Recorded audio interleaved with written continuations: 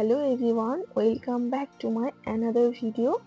তো আজ আমি যে রেসিপিটা বানাচ্ছি এটা কিন্তু এত ঝটপট হয়, ঘরে থাকা মাত্র বেসিক ইনগ্রিডিয়েন্টস দিয়ে বানিয়ে ফেলতে পারবেন। আর পরোটার সঙ্গে কিন্তু খুবই সুন্দর একটা রেসিপি। তো চলুন, হ্যাঁ আমি বানাচ্ছি আচার, আর তাও আবার একদম সিম্পল ভাবে আর ঘরে থাকা মাত্র অল্প উপকরণ দিয়ে। তো দেখে নিন কি কি থাকছে এখানে। এখানে হচ্ছে আদা কুচি নিয়েছি, মানে আদা নিয়েছি, রসুন নিয়েছি আর কাঁচা লঙ্কা নিয়েছি। এটাকে আমি পরিষ্কার করে ধুয়ে জলটাকে শুকিয়ে নিয়েছি আর তারপরে এইভাবে পিস পিস করে কেটে নিয়েছি। আর মশলায় রয়েছে মেথি, মৌরি, আর এগুলোর পরিমাণ বলে দিচ্ছি 1 চামচ করে। তারপরে নিয়ে নিলাম আমি জোয়ান,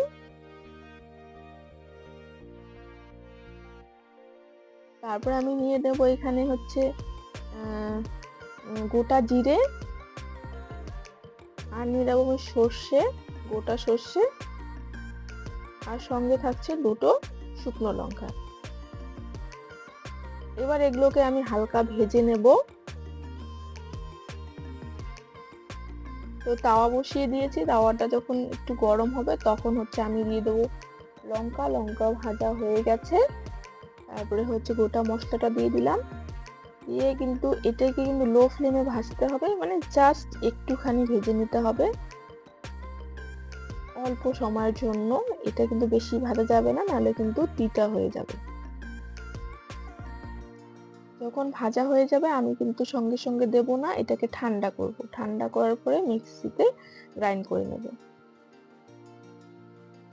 এভাবে মিলে হচ্ছে ঠান্ডা করে নেব।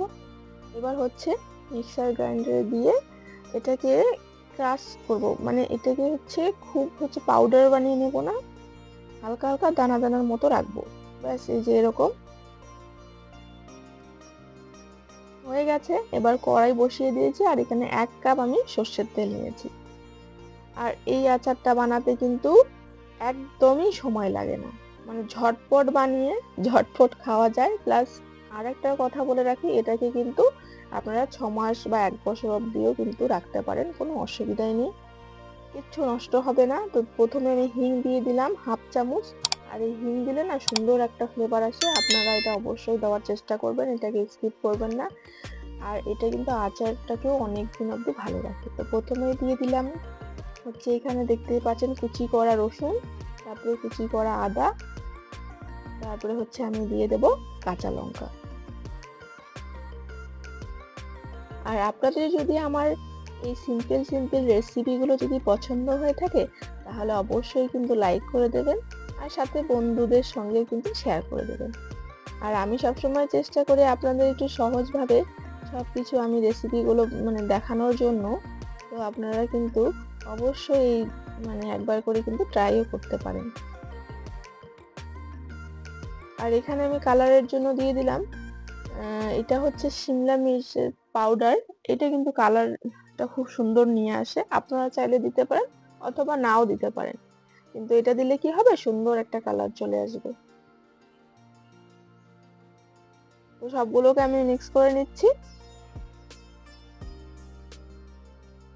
আর এখানে কিন্তু গ্যাসের ফ্লেমটা কিন্তু লোতে রাখতে হবে। তারপরে আমি সেই যে মশলাটা বানিয়ে রাখলাম না, সেটা এবার এখানে আমি এর মধ্যে দিয়ে দেব।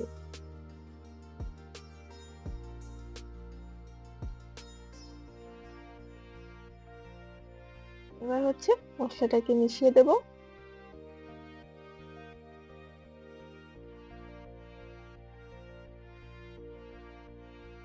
আর এবার আমি হচ্ছে এখানে আরেকটা জিনিস অ্যাড করব, সেটা হচ্ছে হোয়াইট ভিনেগার।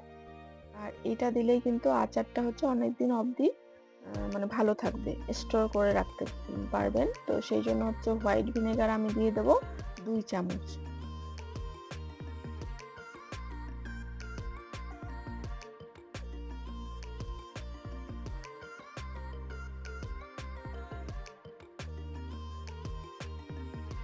আবারও সবগুলোকে হচ্ছে নেড়ে চেড়ে নেব।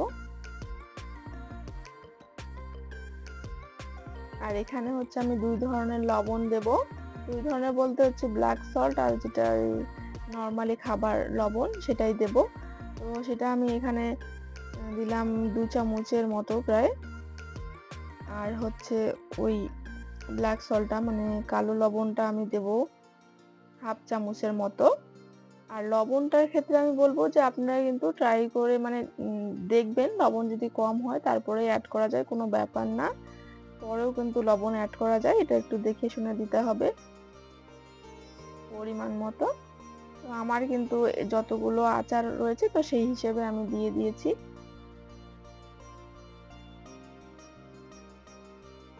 ব্যাস একদম ঝটপট রেডি হয়ে গেল আচারটা। আর এটা কিন্তু পরোটার সঙ্গে কিন্তু খুবই ভালো লাগে।